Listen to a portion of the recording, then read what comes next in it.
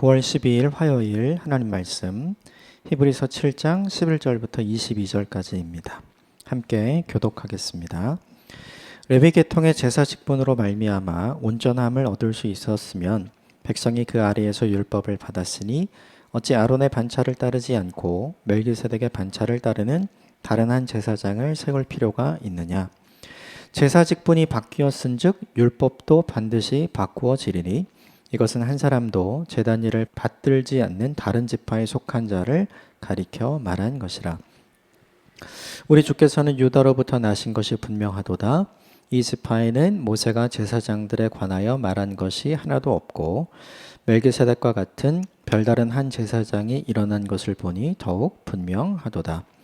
그는 육신에 속한 한 계명의 법을 따르지 아니하고 오직 불멸의 생명의 능력을 따라 되었으니 증언하기를 내가 영원히 멜기세덱의 반차를 따르는 제사장이라 하였도다. 전에 있던 계명은 연약하고 무익함으로 패하고 율법은 아무것도 온전하게 못할지라. 이에 더 좋은 소망이 생기니 이것으로 우리가 하나님께 가까이 가느니라. 또 예수께서 제사장이 되신 것은 맹세 없이 된 것이 아니니 그들은 맹세 없이 제사장이 되었으니 오직 예수는 자기에게 말씀하시는 이로 말미암아 맹세로 되신 것이라. 주께서 맹세하시고 뉘우치지 아니하시리니 내가 영원히 제사장이라 하셨도다. 이와 같이 예수는 더 좋은 언약의 보증이 되셨느니라. 아멘. 이것은 하나님의 말씀입니다.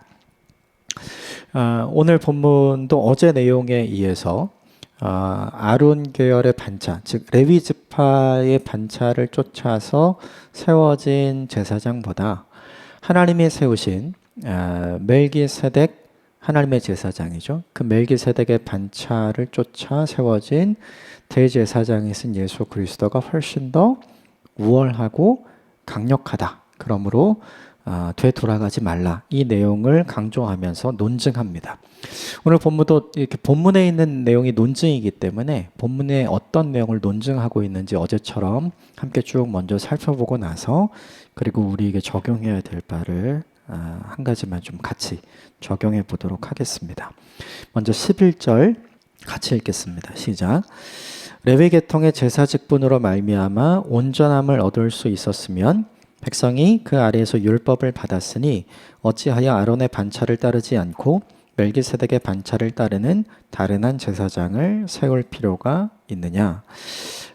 레위 계통의 제사장을 통해서 드렸던 제사가 온전하고 완전했다면 멜기세덱 계통, 멜기세덱 반차를 쫓은 다른 제사장이 필요 없었을 거다. 그런데 레위 지파 아론의 반차를 따른 대제사장의 제사가 완벽하지 않고 온전하지 않았다. 지금 요걸 얘기하고 싶은 거죠. 그래서 더 완전하고 더 완벽한 제사장이 필요하고 제사가 필요했다.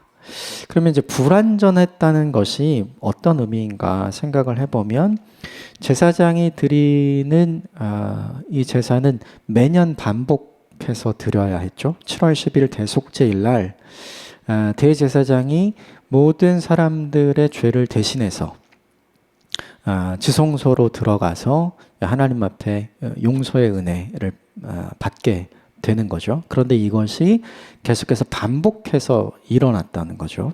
그럼 중요한 게 완벽하고 온전한 제사였으면, 대제사장이었으면 이것이 다시 반복될 필요가 없어야 하지 않느냐. 그것이 계속해서 반복된다는 것은 온전하다는 의미도 아니고 완벽하다는 의미가 되지 않는다. 지금 이걸 강조하고 싶은 거죠. 그러면 멜기세덱의 반차를 쫓아 대제사장이 되신 예수 그리스도는 단번에 그를 들여서 다시는 제사가 필요 없는 완전한 제사를 하나님 앞에 올려드린 거잖아요. 이제 이후의 본문에 그 이야기가 계속해서 등장을 하게 되는 거죠. 그러므로 11절이 보여주고자 하는 건 뭐냐면 레위 계통의 제사장들을 통해 하나님 앞에 드려진 제사는 온전하지 못하다. 이걸 이야기하고 싶은 거예요. 12절 같이 읽겠습니다. 시작. 제사 직분이 바꾸어졌은즉 율법도 반드시 바꾸어지리니. 이게 무슨 뜻이냐면 제사는 레위기에 등장하는 율법을 통해서 말씀해 주신 것이죠. 그래서 번제는 이렇게, 화목제는 이렇게, 속죄제는 이렇게, 속건제는 이렇게 하나님께서 다 말씀해 주신 방식으로 그대로 다 했던 거죠. 그런데 제사가 만약에 바뀌게 된다면 그 제사가 있게 되는 규정이 바뀌어야 되는 거죠. 근거가 바뀌어야 되는 거예요. 지금 이게 그걸 이야기하는 겁니다. 제사가 바뀌는 것은 그 근거인 율법이 바뀌는 것이고 제사장이 바뀌는 것도 그 근거인 율법이 바뀌어야 한다는 거죠. 왜 이 이야기를 하냐 하면 레위지파 아론 계열 혈통에서 나는 제사장이 불완전하고 또 그가 드리는 속죄제도 불완전하기 때문에 그런 거죠. 그래서 성경에 이야기한 레위기에 등장하는 다섯 개의 제사뿐만 아니라 하나님께서 출애굽기를 통해서 아론의 가문을 대제사장으로 세워 주시잖아요. 그 규정 자체도 불완전하기 때문에 이제는 다 바뀌게 되어야 할 것이다. 요걸 이야기하고 있어요. 13절, 14절, 15절 같이 읽겠습니다. 시작. 이것은 한 사람도 제단 일을 받들지 않는 다른 지파에 속한 자를 가리켜 말한 것이라. 우리 주께서는 유다로부터 나신 것이 분명하도다. 이 지파에는 모세가 제사장들에 관하여 말한 것이 하나도 없고 멜기세덱과 같은 별다른 한 제사장이 일어난 것을 보니 더욱 분명하도다. 레위 지파 아론 반차를 쫓은 제사장들이 불완전했잖아요. 온전하지 않았잖아요. 그러니까 더 이상 레위 지파에서 나오는 어떤 제사장도 완전하고 온전할 수가 없기 때문에 레위 지파가 아닌 다른 지파를 통해서 나온 완전하고 온전한 대제사장이 있을 것이다. 이 이야기를 하고 있고 레위 지파로 태어나지 않고 유다 지파의 후손으로 태어난 예수 그리스도, 우리 주라고 사절에 되어 있는 이 예수 그리스도가 바로 오늘 본문이 이야기하는 완전하고 온전한 대제사장으로 하나님께서 선택하신 사람이다. 이렇게 지금 논증하고 반증하고 있죠. 16절 같이 읽어보겠습니다. 16절 시작. 그는 육신에 속한 한 계명의 법을 따르지 아니하고 오직 불멸의 생명의 능력을 따라 되었느니라. 예수 그리스도가 멜기세덱의 반차를 쫓은 대제사장으로 되었는데 이것은 레위 지파의 아론의 반차를 쫓은 대제사장이 되는 것과 조금 달랐어요. 그 이유가 무엇이냐면 16절에 보면 육신에 속한 계명의 법을 따르지 않고, 그러니까 레위 지파 아론의 자손들이 계속해서 대제사장의 직무를 이어가는 것은 하나님께서 아론 가문을 선택해서 그 아론 가문의 자녀들이 대제사장의 역할을 감당하도록 하나님께서 말씀으로 규정해 주신 거거든요. 그러면 아론의 자녀들만 대제사장이 될 수 있는 거죠. 그런데 오늘 본문에 멜기세덱의 반차를 쫓아 대제사장이 된 예수 그리스도는 하나님이 말씀하신 그 율법의 기초에서 하나님이 불러주시고 세워주신 분이 아니라 16절 하반절에 있는 것처럼 불멸의 생명의 능력을 따라 되었다. 기준이 달라졌다. 그리고 12절에 있는 거 보면 바뀌어진 율법이 오늘 본문의 불멸의 생명의 능력이라는 걸 우리에게 알려주는 거죠. 영원한 생명의 능력을 따라 대제사장이 되었다. 그러면 우리에게 중요한 건 영원한 생명의 능력이 무엇인가? 하나님이죠. 그래서 하나님께서 멜기세덱의 반차를 쫓아 예수 그리스도를 대제사장으로 새롭게 임명하신 내용을 구약 10편에 인용된 말씀으로 증언을 하기 시작합니다. 17절 같이 읽겠습니다. 시작. 증언하기를 내가 영원히 멜기세덱의 반차를 따르는 제사장이라 하였노라. 이게 시편 110편 4절에 나오는 말씀이에요. 본문에 등장하는 내가라고 하는 게 우리 주님이신 예수 그리스도를 의미하는 거죠. 예수 그리스도가 영원히 멜기세덱의 반차를 따르는 대제사장이 될 것이라고 누가 얘기하셨냐면 하나님이 말씀하셨다는 거죠. 그래서 레위 지파와 아론의 반차를 쫓아 생겨난 인간이신 대제사장 역할을 했던 사람들은 율법과 말씀의 기초에서 세워졌다면 멜기세덱의 반차를 쫓아서 대제사장으로 세워진 예수 그리스도도 하나님의 말씀을 쫓아 세워진 대제사장이다라고 이야기를 하는 거예요. 지금 똑같이 하나님이 세워주신 근거가 있는 대제사장이라고 이야기를 하는 거죠. 그런데 우리가 11절부터 나온 내용을 쭉 보면 레위지파 아론 계통의 제사장이 불완전했기 때문에 그가 드리는 모든 제사도 불완전해서 매번 반복해야 되는 거죠. 그런데 멜기세덱의 반차를 쫓은 대제사장이신 예수 그리스도가 드린 제사는 단번에 드린 제사로 더 제사를 드릴 필요가 없는 온전하고 완벽한 제사가 된다라는 걸 계속해서 강조하고 싶은 거예요. 18절과 19절 같이 읽어보겠습니다. 시작. 전에 있던 계명은 연약하고 무익함으로 패하고 율법은 아무것도 온전하게 못할지라. 이에 더 좋은 소망이 생기니 이것으로 우리가 하나님께 가까이 가느니라. 18절과 19절을 통해서 논증하고 싶은 건 이거예요. 율법을 통해서 생긴 레위지파 아론 계통의 제사장, 그리고 그들이 레위기를 통해서 규정대로 드렸던 그 제사로는 온전한 제사를 드릴 수가 없다.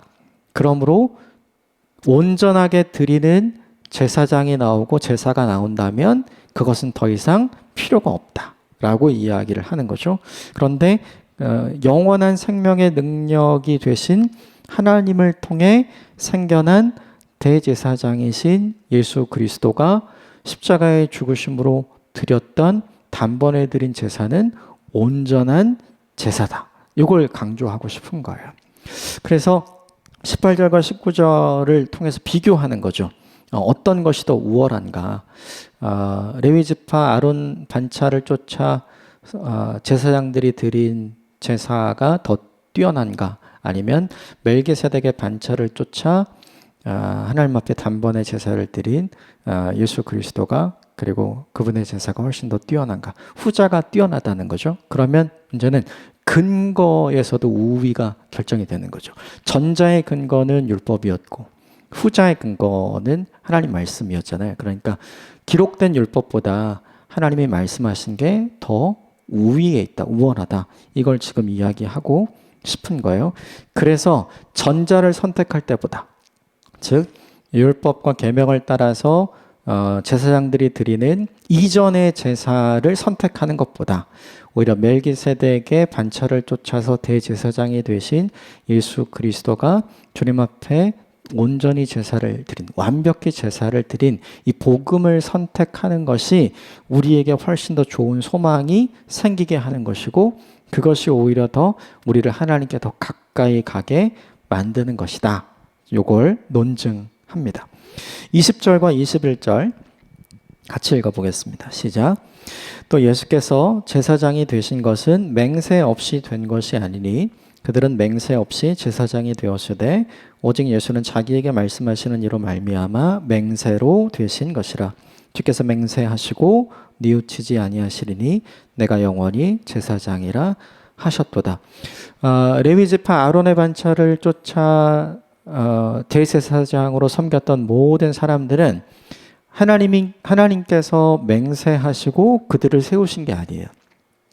그들에게 대제사장의 직분을 감당하라고 하나님께서 명령하시고 하나님께서 그것을 이어가도록 하신 것이죠. 그래서 하나님의 맹세 없이 그들은 임명되었고 그 대제사장직에 계속 승계되었다는 거예요. 그런데 하나님께서 세우신 멜기세덱의 계통을 따라서, 멜기세덱의 반차를 따라서 세워진 예수 그리스도는 인간 제사장과 달리, 아론의 반차를 따른 제사장과 달리 하나님의 특별한 맹세가 있었다는 거죠. 이 맹세가 뭐냐 하면 뭔가를 보장하는 거잖아요. 뭔가를 보증하는 거잖아요. 이렇게 되지 않으면 반드시 이렇게 하겠다. 내가 반드시 이것이 맞다는 것을 내가 끝까지 지키겠다. 이게 뭐냐면 보통 맹세의 내용이잖아요. 그래서 오늘 본문의 그 가로 안에 보면 하나님께서 어떤 맹세를 했는지 오늘 본문에 기록을 하고 있는데 이게 시편 110편 4절의 말씀입니다. 주께서 맹세하시고의 주는 누구냐 하면 불멸의 생명의 능력이 되신 하나님이에요. 그러니까 하나님께서 맹세하시고 뉘우치지 아니하시니 다시 번복하지 않겠다고 말씀하신 거예요. 이게 최종판이야. 이게 끝장이야. 이렇게 이야기하신 거라는 거죠. 그러면서 이렇게 얘기했어요. 내가 영원히 제사장이라. 거기에 나오는 내가는 누구냐면 예수 그리스도이신 거죠. 하나님께서 멜기세덱의 반차를 쫓아 예수 그리스도를 영원한 제사장으로 하나님께서 세워 두셨다. 지금 요걸 이야기하고 싶은 거예요. 아론의 반차를 따라서 세워진 임명되고 승계된 제사장들은 영원한 제사장이 아니죠. 왜냐하면 그들에겐 수명이라는 게 있잖아요. 그러니까 누가 더 우위에 있냐면 사람 제사장보다 멜기세덱의 반차를 쫓은 예수 그리스도의 대제사장 되심이 훨씬 더 우월하고 강력하다. 이걸 얘기하죠. 그리고 마지막 22절 같이 볼까요? 22절 시작. 이와 같이 예수는 더 좋은 언약의 보증이 되셨느니라. 레위 지파 아론의 반차를 쫓은 제사장들은 하나님이 보증하는 사람은 아닌 거죠. 그런데 멜기세덱의 반차를 쫓아 영원히 대제사장으로 하나님께 부르심을 받은 사람, 그 존재이신 예수 그리스도는 하나님이 보증하시고 하나님이 보장하시는 제사장이 된다는 거예요. 그러면 되게 중요한 게 하나님이 보증하시고 하나님이 보장하는 대제사장보다 하나님이 보증하지 않으시고 하나님이 보장하지 않는 대제사장이 훨씬 더 강력하고 우월하잖아요. 지금 이걸 얘기하는 거죠. 아론의 반차를 쫓아 제사장이 된 사람들보다 멜기세덱의 반차를 쫓아 제사장이 되신 예수 그리스도가 훨씬 더 높고 훨씬 더 좋고 훨씬 더 완전하고 훨씬 더 온전하다. 요 이야기를 계속해서 하고 있는 거예요. 이게 오늘 본문 전체의 내용이에요. 그리고 우리는 또 생각해 봐야 될 게 있죠. 왜 아론의 반차를 쫓아서 세워진 사람들인 대제사장보다 멜기세덱의 반차를 쫓아서 영원한 대제사장으로 부르심을 받은 예수 그리스도가 더 우월하고 더 좋고 더 강력하다. 그분이 하나님이 보증하시고 보장하는 분이라고 왜 이야기를 할까? 그게 흔들렸기 때문이죠. 그게 흔들렸기 때문에. 현실의 고난이 멈추어지지 않고 계속되고 있었어요. 유대인의 박해, 로마의 박해가 멈추지 않고 계속되고 있었죠. 또 하나 우리가 계속해서 나눴던 주님이 약속하신 재림이 빨리 이루어지지 않았죠. 주님이 빨리 오셔서 이 모든 것을 새롭게 시작하셨으면 좋겠는 바람이 그들에게 있었잖아요. 그런데 그 일이 일어나지 않으니까 사람들에게 있어서 어떤 생각이 있었냐면 예수님은 실패한 메시아다. 예수님은 실패한 그리스도다. 그래서 그분은 우리가 기다려야 하는 하나님이 보내주신 메시아가 아니다, 그리스도가 아니다라고 생각을 하게 된 거죠. 이렇게 생각하게 된 이유가 뭐냐 하면 그분이 계시다면 그분이 우리에게 도움이 되어야 되잖아요. 주님이 살아계시다면, 주님이 정말 메시아가 맞다면, 주님이 정말 하나님이 보내주신 그리스도요 구원자가 맞다면 그분이 내게 베풀어 주시는 실질적인 혜택, 실질적인 구원의 내용, 실질적인 유익함이 우리에게 있어야 되는데 그게 없잖아요. 그게 없어서 지금 오늘 본문의 사람들이 흔들리고 있는 거거든요. 이걸 좀 정리하면 우리에게 이렇게 질문할 수 있는 것 같아요. 살아계신 예수 그리스도가 나에게 현실적으로 도움이 되는가? 우리는 이런 질문을 하게 되는 거죠. 살아계신 예수 그리스도가 나에게 유익이 되는가? 일반적으로는 나에게 도움이 되고 나에게 유익이 되면 믿죠. 그런데 나에게 도움이 되지 않고 앞으로도 나에게 유익이 되지 않을 것 같은 확신이 들면 우리는 어떻게 해요? 믿기를 멈추는 거죠. 이게 뭐랑 같으냐 하면 달면 삼키고 쓰면 뱉는 거랑 똑같은 거죠. 잘 되면 믿고 안 되면 믿지 않고. 이 신앙의 패턴이 이렇게 된 거예요. 이게 인본주의적이잖아요. 굉장히. 나를 기준과 나를 중심으로 되어 있는 거죠. 내게 달면 내가 먹고 내게 쓰면 내가 뱉고 나한테 유익이면 내가 믿고 나한테 불이익이면 내가 믿지 않고 나한테 잘 되게 하는 거면 내가 믿고 오히려 내게 손해가 되는 거면 내가 믿지 않으려고 하는 거. 나를 중심으로 신앙을 갖게 되는 거거든요. 그리고 거꾸로 좀 생각해 볼 필요가 있어요. 우리의 존재가 하나님께 도움이 될까요? 우리의 존재가 하나님께 유익일까요? 내가 존재하고 내가 살아가는 것 때문에 하나님께서 받으시는 유익은 뭘까요? 우리는 거꾸로 이 생각을 해봐야 되는 거죠. 하나님 입장에서의 사람들, 그렇죠? 하나님 입장에서의 사람들은 죄인이잖아요. 주님께 유익이 되지 않는 사람들. 얼마든지 버릴 수 있거든요. 얼마든지 붙들지 않을 수 있거든요. 그런데 하나님은 달라요.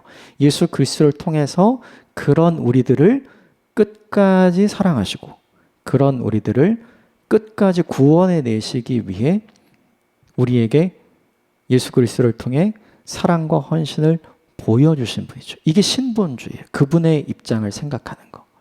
그래서 우리는 생각해야 돼요. 인생을 살아가면서 우리도 두 종류 패턴의 신앙을 가질 수 있는 것 같아요. 인본주의적인 신앙의 패턴을 갖게 될 수도 있고 신본주의적인 신앙의 패턴을 갖게 될 수도 있어요. 인본주의적인 신앙의 패턴을 가지면 어떻게 되냐면 고난이 있으면 고난 때문에 안 믿어요. 어려움이 있으면 어려움 때문에 안 믿습니다. 불이익이 있으면 불이익 때문에 안 믿어요. 쓴 게 있으면 그냥 뱉지 그걸 삼키지 않아요. 그런데 성경이 우리에게 가르쳐주는 건 뭐냐면 고난이 우리에게 유익이라고 얘기하잖아요. 그렇죠? 우리도 다 알고 있잖아요. 약이 쓰다는 걸 알고 있잖아요. 기준이 내가 아니라 기준이 하나님이어야 되는 거죠. 우리의 신앙의 패턴이 나 중심적인 신앙에서 벗어나서 하나님 중심적인 신앙의 패턴으로 우리가 흘러갈 때 그때 고난이 우리에게 찾아와도 하나님의 약속의 성취가 지연되더라도 우리의 믿음이 흔들리지 않는 하나님의 사람이 될 수 있는 거죠. 그래서 오늘 본문에 이런 논증이 필요 없는 사람, 그 하나님을 온전히 신뢰할 수 있는 사람, 그 사람이 될 수 있는 거죠. 저와 여러분이 그런 사람이 되시기를 주님의 이름으로 축복합니다. 또 한 가지 생각해 봐야 될 것이 뭐냐 하면 사람들이 믿음이 흔들린 이유는 뭐냐면 현실의 문제를 해결해 주지 않아서예요. 그들이 바라고 원하는 그들의 소원을 하나님께서 이루어 주시지 않아서 흔들린 거거든요. 우리도 그런 것 같아요. 우리도. 내가 이 땅을 살아가면서 간절히 바라고 원하는 것을 내 타이밍에 내 방법으로 하나님께서 이루어 주시지 않을 때 그때 우리 실망하고 낙심해서 그때 우리 하나님을 좀 멀리하는 경향성이 우리에게도 있잖아요. 근데 우리가 생각해야 될 게 뭐냐면 하나님은 어떤 존재이신가? 우리의 현실의 문제를 해결해 주시는 분이 아니라 우리의 영혼의 문제를 해결해 주시는 분이라는 걸 잊으면 안 돼요. 예수 그리스도께서 내가 원하는 인생을 살아갈 수 있도록 하기 위해서 십자가에 달리신 것이 아니라 영원히 받아야 할 그 형벌을 받지 않게 하시기 위해서 깨어진 다시 인간의 힘으로 회복할 수 없는 하나님과의 관계를 회복시키기 위해서 죄인된 우리를 영원히 사랑스러운 하나님의 자녀로 만드시기 위해서 주님이 십자가를 지셨다는 걸 잊으면 안 되죠. 결국 우리는 예수님을, 하나님을 굉장히 물질적으로 생각하는 경향이 많은 것 같아요. 내가 원하는 것을 그분을 통해서 이루려고 하는. 그런데 오히려 이것은 하나님께서 우리에게 바라고 원하시는 신앙의 패턴이 아닌 거죠. 오히려 성경은 거꾸로 이야기하죠. 하나님이 우리 인생에 원하시는 것을 우리 인생을 통해 해드리는 것. 이게 우리 인생에 나아가야 할 방향이라고 이야기하잖아요. 두 가지를 좀 우리에게 적용해 보면 좋겠어요. 인본주의적인 관점에서 신앙을 갖게 되면 예수 그리스도가 유익이면 믿고 예수 그리스도가 나에게 불이익이면 안 믿어요. 그래서 흔들리는 거죠. 우리가 나아가야 할 방향은 그럼에도 불구하고 하나님을 신뢰할 수 있는, 하나님을 믿을 수 있는 신본주의적인 신앙을 갖는 것. 이게 우리에게 굉장히 중요하고, 또 하나 뭐냐면 주님은 우리의 현실 문제를 해결하시기 위해 온 것이 아니라 주님은 우리의 영원의 문제, 그 문제를 해결하시기 위해 우리에게 오신 분이라는 사실을 기억하고 오늘 하루를 믿음으로 사셨으면 좋겠고요. 오늘 본문에 이런 논증 없이 주님을 신뢰할 수 있는 믿음이 흔들리지 않는 하나님의 사람이 되시기를 주님의 이름으로 축복합니다. 함께 기도하겠습니다.